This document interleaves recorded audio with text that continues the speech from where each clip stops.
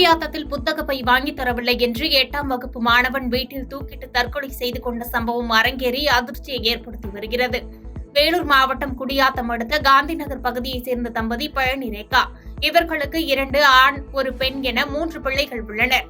இந்த நிலையில் மூத்த மகன் கிருத்திக் அதே பகுதியில் அரசு பள்ளியில் 7ஆம் வகுப்பு தேர்ச்சி பெற்று பள்ளி திறந்து முதல் நாள் 8ஆம் வகுப்பிற்கு நேற்று சென்று வீடு திரும்பிய பிறகு பள்ளிக்கு எடுத்து செல்ல புத்தக பை வாங்கி தரும்படி தாய் ரேகாவிடம் கேட்டதாக கூறப்படுகிறது. அதற்கு தாய் ரேகா அப்பா வேலைக்கு சென்று வந்தவுடன் நாளை புத்தக பை வாங்கி தருவதாக கூறியவுடன் தாயிடம் இப்போதே புத்தக பை வேண்டும் என்று அழுது கொண்டே இருந்ததாக கூறப்படுகிறது. இதனால் மன உளைச்சலில் இருந்த கிருத்திக் வீட்டில் உள்ள அறையில் தூக்கிட்டு தற்கொலை செய்து கொண்டார். தகவல் அறிந்து வந்த குடியாத்தம் காவல்துறையினர் விசாரணை மேற்கொண்டு கிருத்திக் உடலை பிரேத பரிசோதனைக்காக அனுப்பி வைத்தனர்.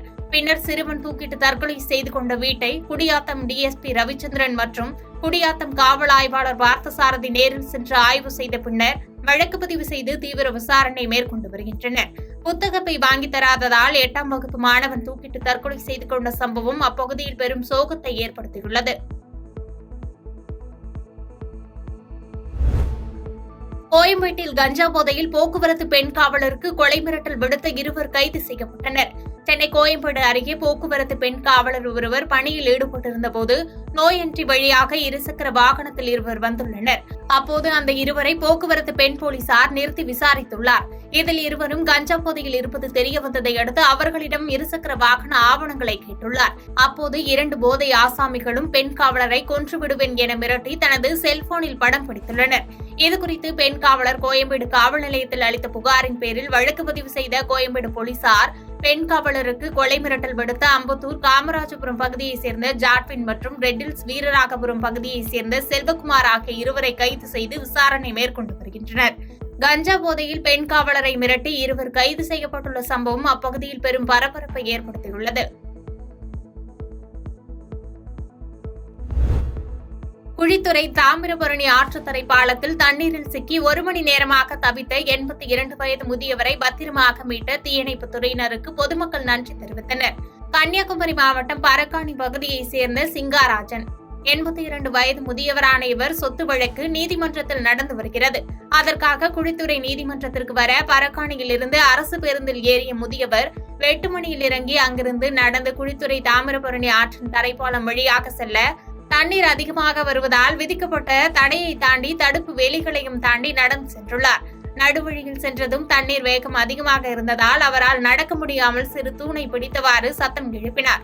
இதை பார்த்த பொதுமக்கள் தீயணைப்பு துறையினருக்கு தகவல் கொடுத்தனர். தொடர்ந்து அங்கு விரைந்த தீயணைப்பு துறையினர் 1 மணி நேரம் போராடி முதியவரை கயிறு கட்டி பத்திரமாக மீட்டனர்.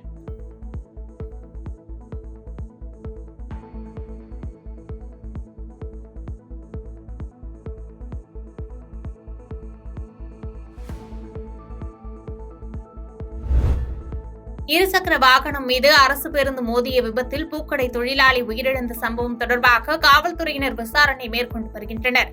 திருவாரூர் மாவட்டம் ஆலங்குடி கிராமத்தைச் சேர்ந்தவர் செல்லதுரை. இவருக்கு சித்ரா என்ற மனைவியும் 1 மகனும் 1 மகளும் உள்ளனர். இவர் நன்னிலம் பகுதியில் உள்ள பூக்கடையில் வேலை செய்து வருகிறார். இந்த நிலையில் வழக்கம் போன்று வேலையை முடித்துக் கொண்டு தனக்கு சொந்தமான 2 சக்கர வாகனத்தை எடுத்துக்கொண்டு ஆலங்குடி நோக்கி சென்று கொண்டிருந்தார். அப்போது மணவாளம்பேட்டை என்ற பகுதியில் செல்லதுரை நின்று கொண்டிருந்த பொழுது மீண்டும் நன்னிலம் நோக்கி செல்வதற்காக 2 சக்கர வாகனத்தை திருப்பியுள்ளார். அப்போது பின்னால் வேகமாக வந்த அரசு பேருந்து மோதியதில் 2 சக்கர வாகனத்தோடு பலத்த காயத்தோடு பேருந்துக்கடியில் அவர் சிக்கிக் கொண்டார். உடன் அக்கம் பக்கத்தினர் மீட்டு ஆம்புலன்ஸ் மூலம் நன்னிலம் அரசு மருத்துவமனையில் அவரை சிகிச்சைக்காக அனுமதித்தனர். அங்கிருந்து மேல் சிகிச்சைக்காக திருவாரூர் அரசு மருத்துவக் கல்லூரி மருத்துவமனைக்கு அனுப்பி வைத்து சிகிச்சை பெற்று வந்த நிலையில் சிகிச்சை பலனின்றி செல்லதுரை உயிரிழந்தார்.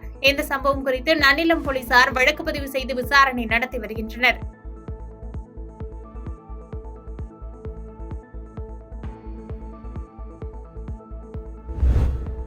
திமுக நடத்தும் முப்பெரும் விழா கோவையில் வரும் ஜூன் 15ஆம் தேதி மாலை கொடிசியா மைதானத்தில் நடைபெறவுள்ளது.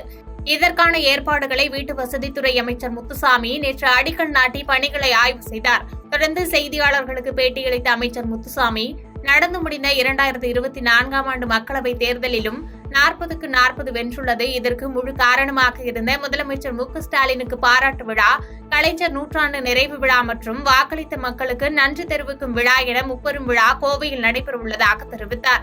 மேலும் இந்திய அளவில் இந்தியா கூட்டணி அமைய முதலமைச்சர் மு.க.ஸ்டாலின் பெரும் முன்னெடுப்பு எடுத்ததாக தெரிவித்த அமைச்சர், இதன் விளைவாகவே பாஜக அதிக பெரும்பான்மை இல்லாமல் கூட்டணி பலத்துடன் ஆட்சி அமைக்கும் நிலை ஏற்பட்டதாக தெரிவித்தார். திராவிட முன்னேற்ற கழகத்துடைய தலைவர் தளபதி அவர்கள், முதலமைச்சர் அவர்கள் எடுத்த பெரும் முயற்சியின் காரணமாக இந்தியா முழுவதும் ஒரு அருமையான கூட்டணி அமைக்கப்பட்டது. அந்த கூட்டணி